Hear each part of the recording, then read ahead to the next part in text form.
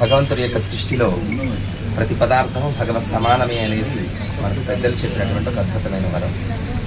దాంట్లో ఎవరు ఏ అస్వస్థతకు గురైనా, ఎవరు మానసికంగానో శారీరకంగానో ఇబ్బంది పడుతున్నా గుర్తొచ్చేటువంటిది మందు, ఔషధం. ఆ ఔషధం చేత చాలామంది వ్యాపారాలు గొప్పగా చేస్తూ ఉన్నారు.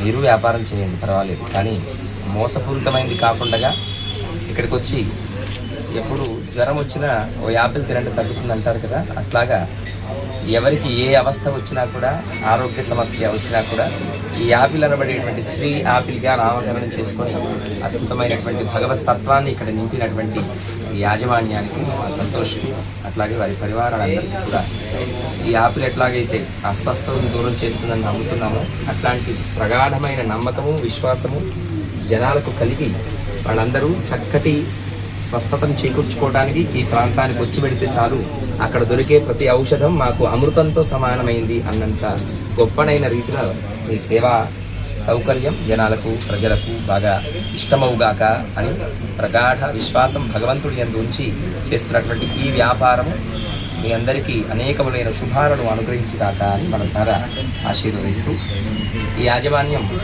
ఇతరములైనటువంటి వాళ్ళతో పోటీకి కాకుండా ఇతరులు చేయనటువంటి గొప్పనైన సేవా దృక్పథంతో ముందుకు వెళ్లాల్సిందిగా నేను వాళ్ళందరికీ కూడా ఆశీస్సులు అందిస్తూ ఉన్నాను.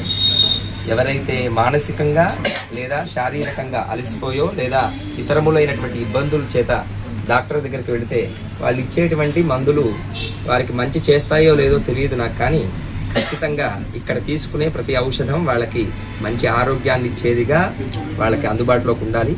అట్లాగే మీరు చేసేటువంటి ప్రతి సేవ ఎక్కడ కూడా అధర్మపరంగా ఉండకూడదు అని మనసారా కోరుకుంటూ, ధర్మో రక్షతి రక్షితః అని ఈ ఔషధాన్ని భగవంతుడితో సమానంగా అందరూ కొలుస్తారు కనుక ఔషధే చింతయే విష్ణుమని భగవంతుడి యొక్క నామం చెప్పి ఔషధాన్ని వేసుకోవాలట. అంటే ఈ ఔషధాలన్నింటిలో కూడా సాక్షాత్తు విష్ణువు ఆవహించి ఉంటాడు అని చెబుతారు.